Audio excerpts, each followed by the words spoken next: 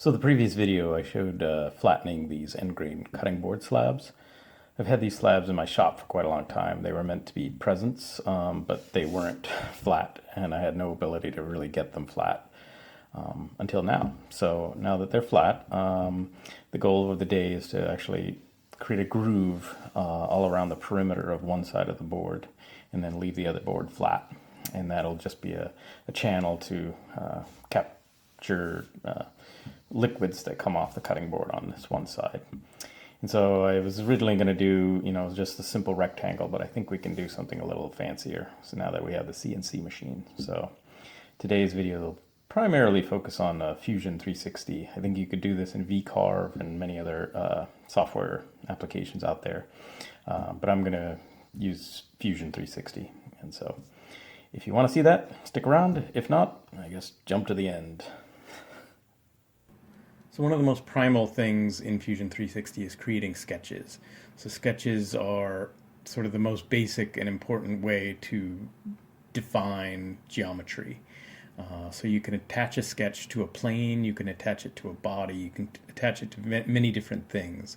And so I usually think of this as sort of descending from the lineage of technical drawing. And so it's sort of this dead art of actually drawing objects to be manufactured. But basically a technical drawing would have a top view, a side view, whatever views were necessary to fully define the dimensions of an object to be produced. And so this, I think, comes from this lineage. And so we're going to create a sketch here, and we're going to attach it to the bottom plane. So we always reference up here, and then I'm going to click this top.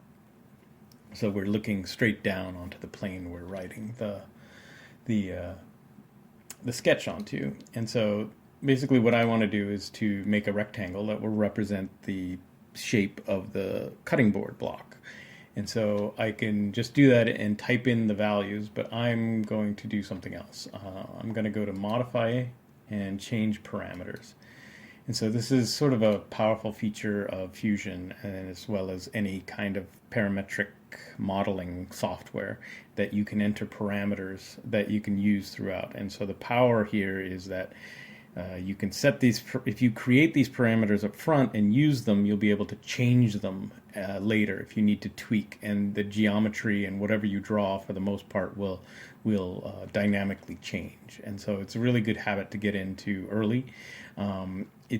As your drawings get more complicated, it's going to be harder and harder to get this to remain viable. If you have a really complicated mesh that you're working on, these techniques may fail you. But nevertheless, I think it's really important to start out using them so that you know they're there, and then you sort of train yourself to model in a way that is parametric, basically. So anyway, I'm just going to enter a few. I'm going to do length. The length of my board is 14 and 15/16, so I'm just going to enter 14.9375. And once you see, we now have a user parameter here called length. And so I'm going to do width 10.25 inches. And you can select units or unitless, in fact, for custom things, which is useful. And this is the thickness of my board. So it's 1 1/116, so it's 0.625. And then I'm going to add two other parameters, and I'm going to call this the groove offset. This is just going to be a value I'm going to use to offset the center of the groove from the edge of the board. And so this is going to be 0.375. We'll see how it's used later. And lastly, I'm going to do a round over. Oops, let me get the cursor out of the way. Yes, I can type. No, I can't, actually.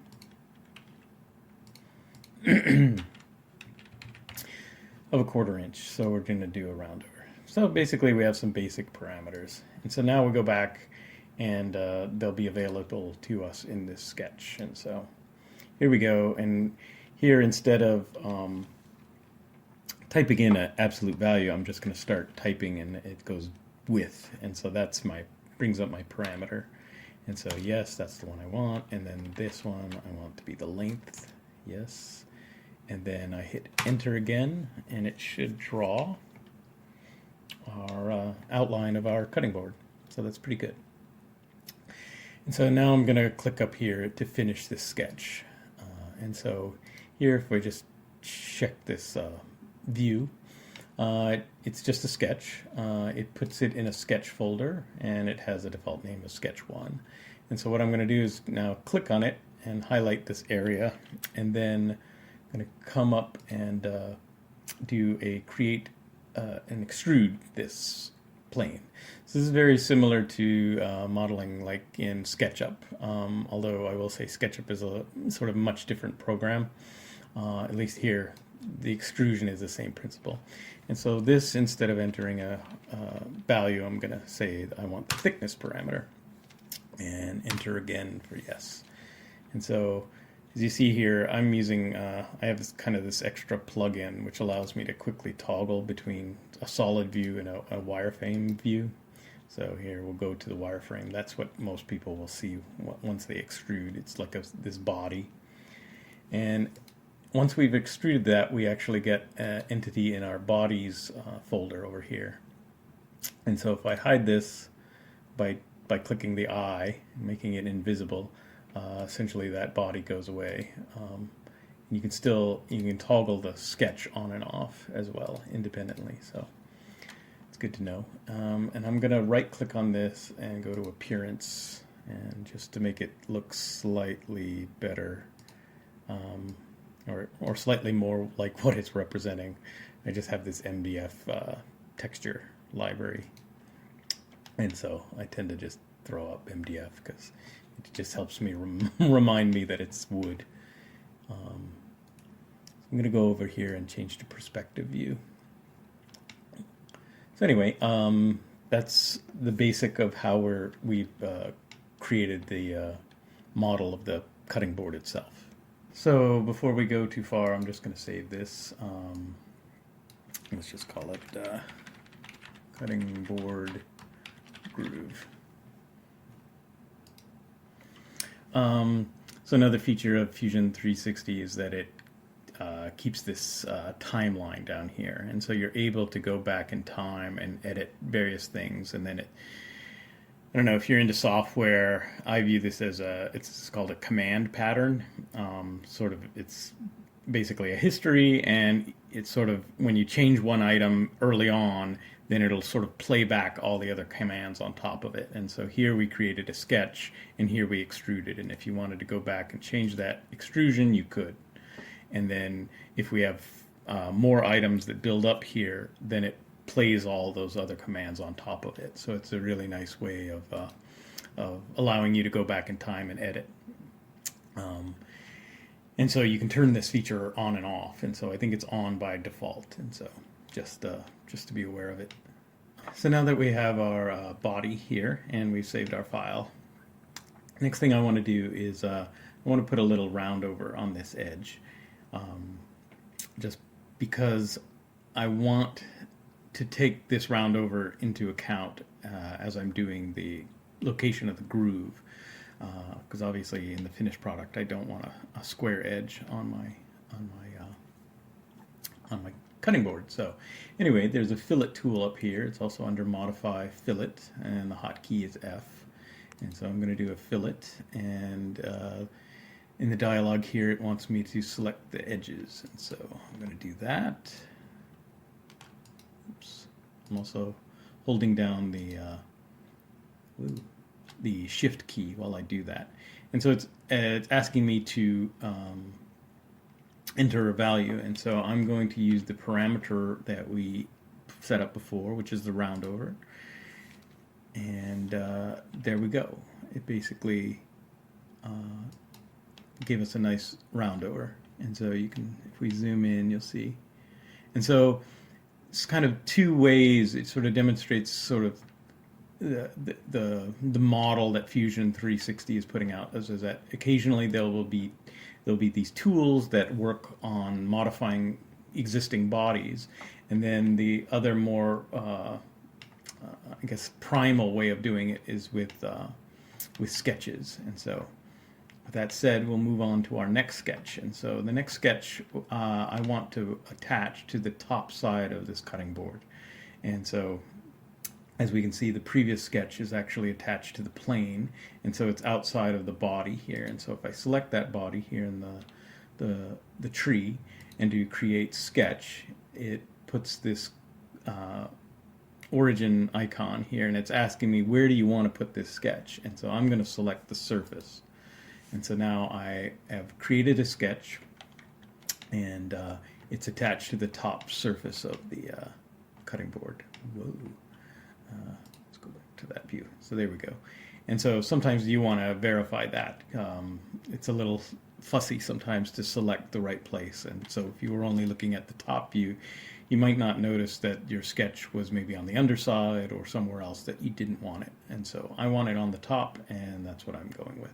And as you can see here, it made the edge, the boundary of my fillet that I put on. And so that's essentially what I want, because I want to take into account that distance.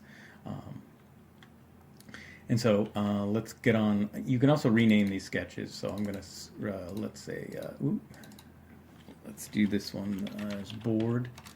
And it actually took me back in time to edit that sketch, if you noticed. So that's why this sketch disappeared. And then this one, I'm just going to say groove. So there's that. So let's go back into editing this sketch.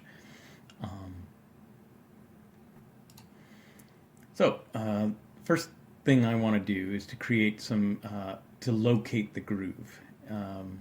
So I want to select this tool up here, offset. And so it's going to ask me, what do you want to offset? And as I hover over the boundary of this sketch, which is the line at the fillet ends, I'm just going to click it.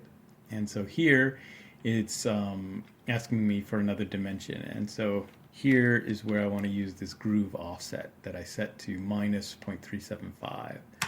And so that gives us one line. And so this is what I want to be the center of the groove that I'm going to make. And so I'm going to click OK here. And so in Fusion does not like you to offset something that was already offset. So what I want is actually 3 lines here, because I'm going to actually try to make something a little fancier. And so here I'm going to hit it again for offset, and then same kind of thing. I'm going to go back to that original boundary of the fillet, and then it's asking me for a dimension here in this little box. And here I'm going to do the groove divided by 2. And so it's hard to see what I'm actually typing, but I'm typing in this where that red is. And yeah, it's echoed here. It says offset position. So I'm referencing the parameter groove offset, and I'm dividing by 2. And that's creating this red line here, which I like, and I click OK. And then I'm going to do it one more time, and instead of dividing by 2, this time I'm going to multiply by 1.5. As you can see, it's echoed here. Groove offset times 1.5. And so that gives us 3 lines. And I think I'm going to change these. I'm selecting them by clicking on them and holding down the control key. Just selecting them all. I should have done this up front, but I forgot. And so I'm just going to come over here and hit the construction button.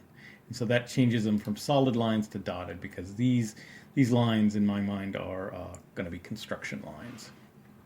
And so what I'm going to do here is I'm going to add a few more utility construction lines. Oops, I need to select this construction.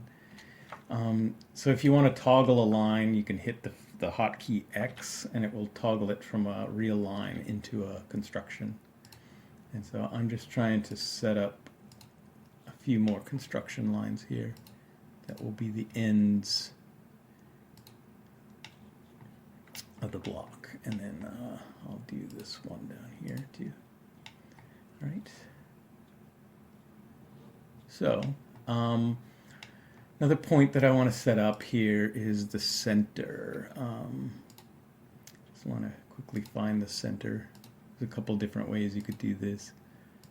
And all I'm trying to do here is create two lines that come out of the center. I'm going to use these to mirror some geometry so I can draw less. And so that's basically what we have. We basically just added a bunch of construction lines. So now that we have our construction lines, the next thing I want to do is to break up this section. So I need to know up front what the distance is from this line to this one, because that's one I want to break up. So it's going to be 13.563.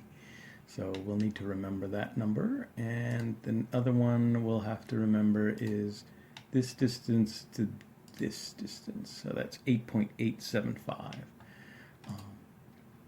What I want to do is to repeat this construction line across this evenly. I want to break this distance up into 9 even sections. So I'm going to go to create rectangular pattern. So this tool will repeat whatever object you select a certain number of times. It'll make a grid, both X and Y. And so here it's asking what objects do you want to repeat, and I just want that construction line. And so if you manually drag this, you can kind of see what it's doing. So since it's 3, I want 9 gaps, so 10 lines. And so if I put in 10, you'll see there's 10 of these check marks. These check marks sort of allow you to suppress an instance if you just wanted every other one or every third one. We don't really need that feature, so I'll just kind of turn that off here in this suppress. And then there are two options. You can use extent, which is I want you to split up this distance into a certain even number of units, and then the other is I want an exact spacing. And so an exact spacing meaning I want 10 marks 1 inch apart. And so for our case we're going to use extent, and so when you do extent it wants a distance, and so we're going to enter what we recorded earlier, which is 13.563. And so that should give us, if I toggle this back on, makes it easier to see, it gives us essentially 10 marks, or there's going to be 10 instances of the construction line evenly across this distance. And so that's basically what we want to do. And so essentially that's it. It's basically broken this distance into 9 different sections. So 1, 2, 3, 4, 5, 6, 7, 8, and 9. And yeah, I'll show you what this is going to be used for in a second. So now we're going to do the same thing over on this side. So we're going to create a rectangular pattern again. What object do you want? I want this one. I only want it in this one direction. And let's see. I want to go 8.875. And I want to do 7 gaps, so 8 lines. 1, 2, 3, 4, 5, 6, 7. Yep. So we want an odd number, and I'll show you why that's important later. Let's see if I should basically bring this down to 1. I think. Yeah, if you jump this up and gave it a distance, let's say 0.5, it'll actually make a grid of them, which is not what we want to do at all. Whoa. So let's go back. I think this has to be 1. So it's a 1 by 8. So anyway, there's that. I click OK, and now I get the repetition of those construction lines. So now that we have these nice segmented construction lines, what I'm going to do is to create an arc. And so I'm coming up to, there's a couple different arc tools, and what I'm looking for is this 3-point arc. And so what I'm going to do is I'm going to basically click the center and then the next point, and then I hope you can see there's a little blue tangent sign, It's basically indicating a snap point where the arc is tangent to that line, and that's the one I want. And then I actually want this to be a regular line and not a construction line. So this is actually going to be the groove we're creating, the center of it. And so I want this to actually be the line. And so that is what we'll do, and we'll make sure that that is off. So arc, 3-point arc, and then essentially it's just a repetitive process. I don't know why it's doing that. Okay, construction, turn that off. And so it kept making my selection of construction kind of sticky, and so I just want to make sure we're not making construction lines. There we go, and make sure we snap to that tangential.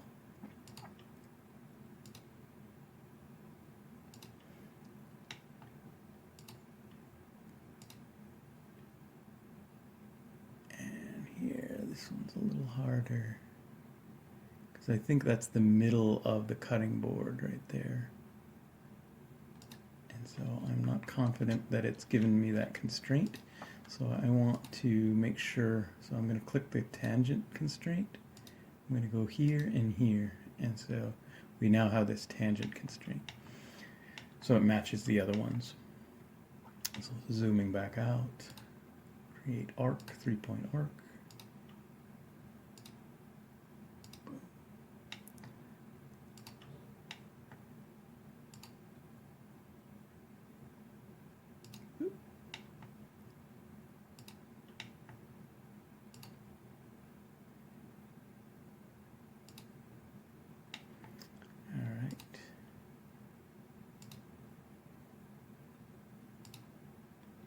All right, so there's our curve. So all of those construction lines, the sole purpose was to allow us to do that.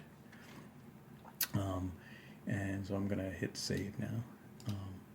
And then essentially I want to do the same thing on this vertical axis.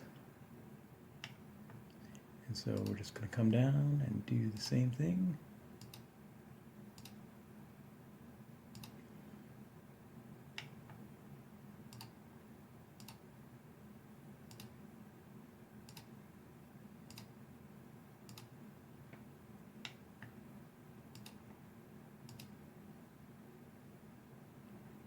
Yeah, there. It's actually dead center of the board and tangential.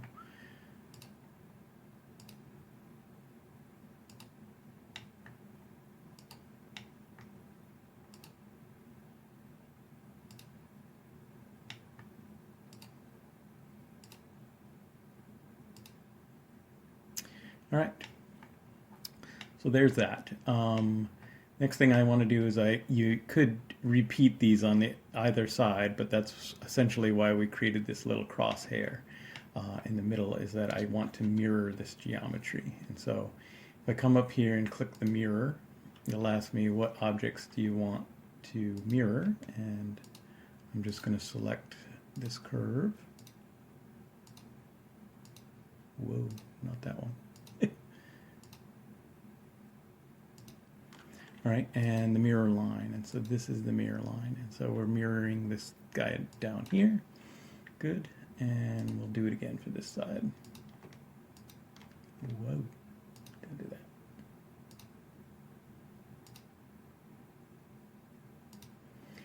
So there are these tools up over here and select, and so you can actually control what gets selected and what gets filtered to make selecting easier for you. But anyway, I'm not going to muck with that right now. So we've selected the curves we want. What's the mirror line? This guy. And so click OK. And so here, obviously, you had to make sure that that line that we created was in the center of the block, or it would be translated a little oddly, but it looks good. And so now I'm going to click Save again. And I just want to change these corners, basically. So we could create an arc that would just link these together, but I think if we do something kind of a little cooler, we might be able to change. So I'm going to have them meet at this point instead. So I just deleted those two little sections. Shouldn't have affected anybody else. And so I'm just going to do an arc to here instead. And then do the same tangential. And there that goes. Somewhere, find where it's tangential. There it is. And so that just gives us a little more of a point on the corner there. And so I could have created a lines of symmetry that would have reflected the changes I made on one side to the other, but I didn't do that in this case, so it's not too big of a deal. I'm just going to go through and do the same thing to these other corners. All right, so there we have it. So basically, I'm going to finish this sketch right now, and then we can kind of go back to this perspective view. And if we hide the whole sketch, it just goes away, but you can see all of the points. All of these various points are the radiuses of the various arcs that I'd set. And essentially this line is going to be the groove that we're going to machine into this piece of work here. It's kind of a fork in the road here. There's kind of two ways you can go about this. There's sort of the modeling way, and then there's the kind of, I don't know, I guess I call it more tracing pathway.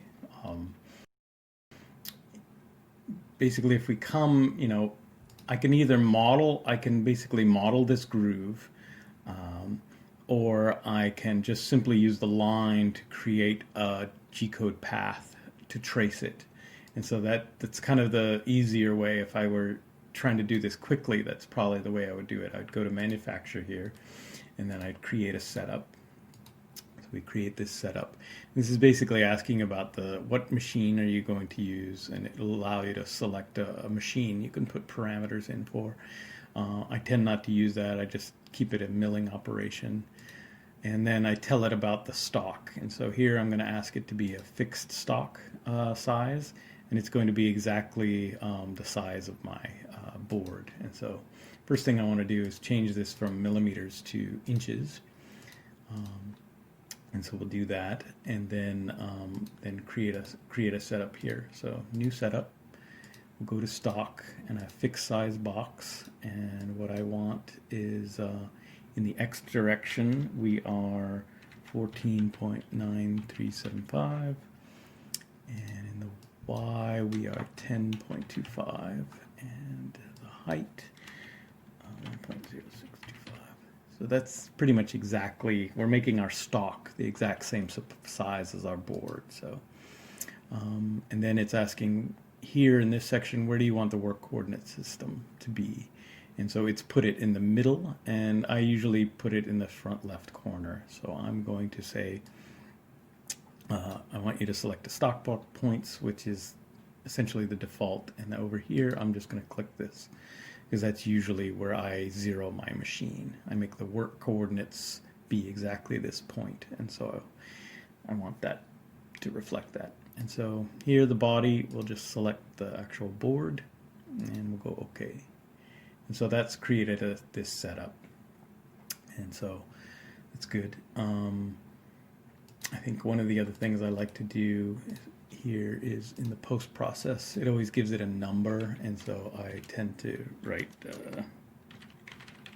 cutting. Should get the cursor out of the way because I can then actually see I can't type. Oh, there we go. So that just gives it, that'll be what Fusion360 saves the it's like a prefix for the G-code file that it will produce. So anyway, let's press save. We'll save that, and essentially what we can do is we can create a tool path, which is a trace. And so what do you want to trace? And then it'll select this, and it's selecting the chain, and then the next thing you can do is select a tool. And what I want to do is select one of my aligned carbide tools, which is the 1/4" ball nose. And so that's this tool. And essentially it'll pull in the various parameters of speeds and feeds, which is good, which were set up in the library. So that was work I'd already done. I'll set the coolant to disabled because I don't have coolant, because this is woodworking, not metalworking. And that's pretty much it. I think I want to tell it how deep to go. And so we'll see, since it's a tracing operation, that feature is missing here. And so basically I'll have to use the feature in Mach 4 to set the offset to control the depth.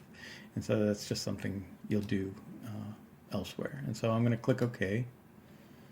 And then here we get a tool path, and here we can essentially play it. And as you'll see, at least from this view, I'm going to go to the front view, is that essentially it's just tracing. So if we go to the wireframe, it says the top of the bit is not penetrating the wood. And that's sort of what a trace obviously is good for, is for tracing a line. And so this would be enough for you to get this job done, as you can see. So that's good. And so that's sort of how you get there with the minimal amount of work. And so I kind of want to back up and go back to the design to do something else. I want to show you what it would take to actually model this. So let's try that. The goal here is to actually model this. It's basically to cut the groove inside the model here. And so what I'm going to use is a technique, create and sweep. So basically I'm going to create another profile. It's going to be another sketch, and we're going to sweep that profile across the outline of this that we created earlier. And that's going to create another body that we can then use to actually cut this in the model. So let's get going with that. So I'm going to go back and start add something to the sketch. And so if I double click it, I enter the edit sketch mode. And so you can see that by finish sketch, we're actually in a sketch editing. And so I want a construction line, and I think I'm just going to extend this out to this point here. And then I want to add a point. And so I just want to create a point that is at the intersection of our curve and the center of our board. And so I'm going to click finish. And so now basically what I want to do is make another sketch which will sketch the profile of the groove that we're going to cut, and I want to put it exactly on this point. First thing I need to do is to create an offset plane. The default planes are attached to this origin, and so I want an offset plane.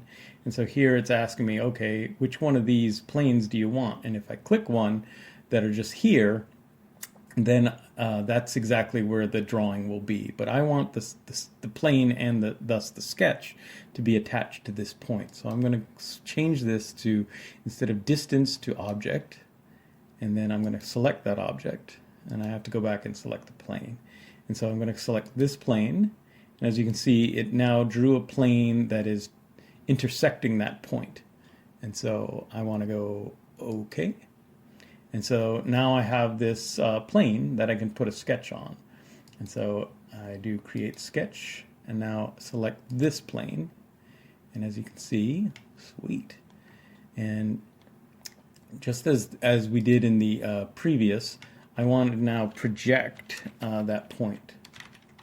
So I'm going to go to project, and I want this point to project onto our drawing. So just click OK.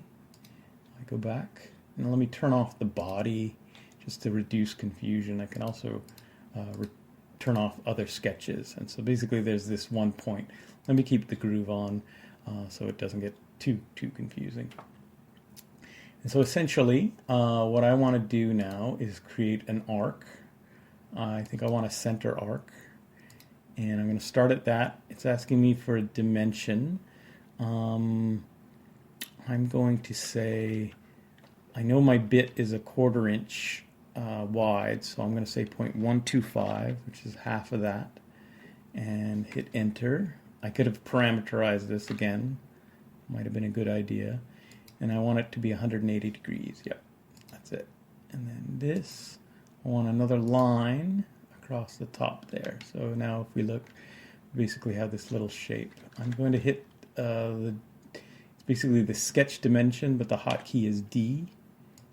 And then I want to set that up as 0.25. And so if you notice that blue line has turned black, it means that the drawing is fully constrained. And so that's essentially what I want. And so basically this is now the profile of the bottom of my bit. And so it's going to be what we're cutting. And so I'm going to finish that sketch. And so here it is. So now we have this profile intersecting this line. And so cool. So let me turn the body back on. So now what I want to do is the sweep. And so I want to select the sweep. And we're going to select a profile. So here's the profile. It wants me to select a path. That's the path. Woo! Let's take a wider view. So it looks like it's done what we wanted for the most part. And we'll click OK. So I just wanted to clarify this point. The reason that this cuts is because this operation is set to cut. The other options would be join and intersect. Which or new body, which would make a body of that size. So anyway, cut is the critical piece here.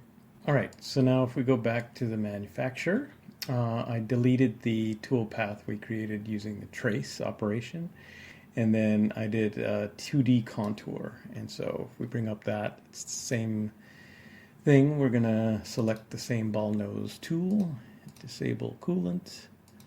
And then for geometry, we're going to select this contour. And then on heights, I think we're leaving everything stock, except I'm coming down here for the bottom height. And I'm just going to define where I want it to stop. And I want it to stop 0.125 of an inch down.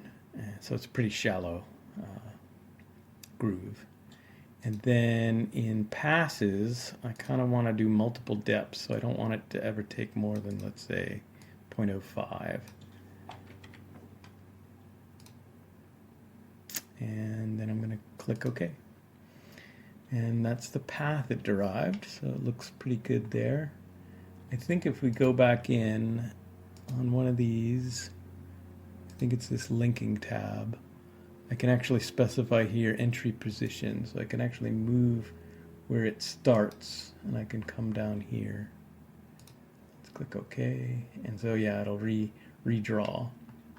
So it'll enter where you specify. So let's take a look at that as far as animating or simulating the cut. I'm going to switch to a wireframe and then go to the front view. We can kind of see we're going to take a few passes. That's the blue lines or the various depths. So it looks like we're going to take 3 passes, which is good.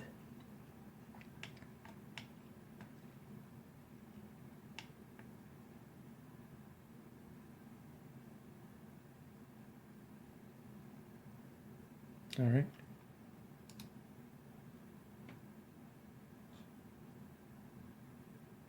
All right. So that's it. Let me close this simulation. And then the last thing we do is you right click and do post-process. And then from that earlier setup, this is that prefix name that comes in. It was 1001. And since we specified it in the setup, it now pre-populates here. And then the just an FYI, everyone will probably have a different post-processor. I'm using the one from CNC Router Parts, as my machine is kind of a clone of that anyway. That seems to be working just fine for me. And so then you press post, and then it'll ask you where you want to put that. And then it'll output it. And then I think this is the sort of the preferred G-code viewer, which is like Visual Studio something. But anyway, this is the G-code it's generated, so it's good. All right, so now we'll go out to the machine, and we'll cut some air for a while, make sure everything's good, and then cut for real. This is the bit we're going to be using. It's a line carbide. It's a 1/4 inch shank. It's a ball nose upcut. It has 2 flutes and it's solid carbide. So I've configured Mach 4 now to have the work coordinates be exactly this corner. And so now I can add a work offset in the Z direction of a 1/4 inch so that we'll cut air and we'll verify that our tool path is going to work out and make a nice groove in this cutting board.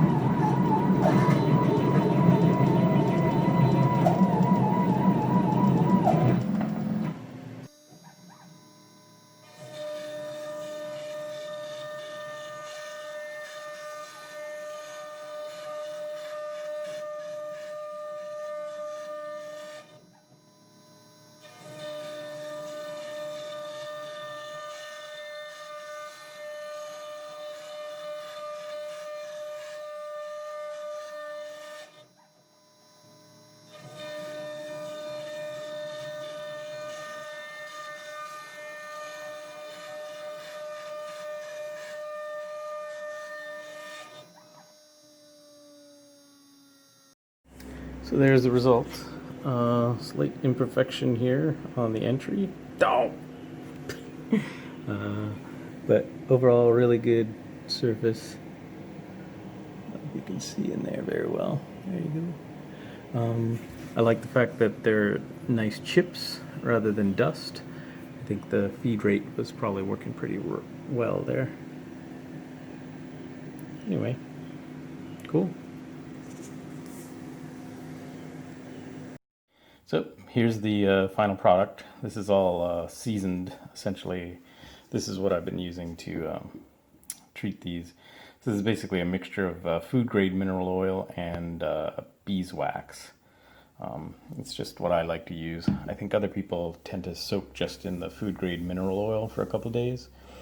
I find using this works really well. I tend to like to put the board in the sun so it gets kind of warm and it helps it absorb more of the wax and oil. And so here's the grooved side, and then here's the flat side. So